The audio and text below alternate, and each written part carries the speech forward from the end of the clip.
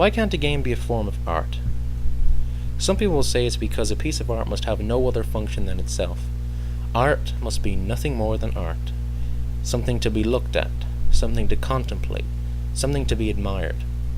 Some of these people will even say that film, no matter how beautiful and moving it may be, and no matter what emotions it may conjure, similarly is not art.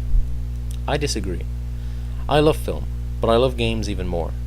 These things, in my opinion, are indeed forms of art. Is not the first time you step out of the sewers into Cyrodiil in the Elder Scrolls Oblivion the same emotion as a fine art lover gazing into the mysterious eyes of the Mona Lisa? I'd like to find someone who disagrees. After all, isn't this a major factor of art? Perception?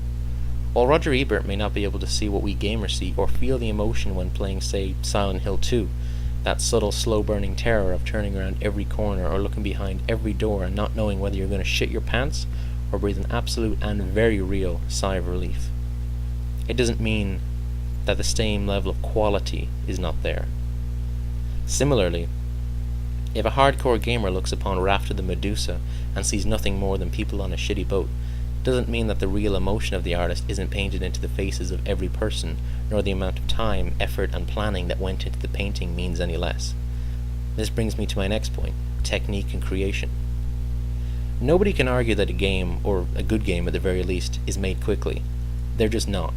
While they may be rushed at times, they're certainly not made awfully quick. Does a piece of traditional art differ greatly, if at all? Copious planning goes into every detail of both.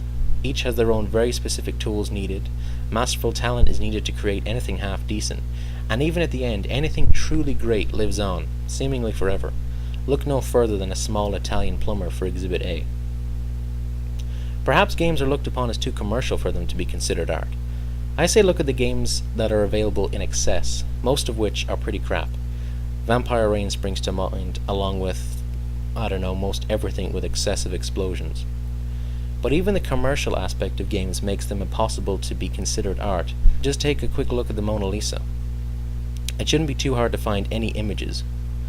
Google comes up with over 1 million image results, and that doesn't even count all the memorabilia available from anywhere on the internet.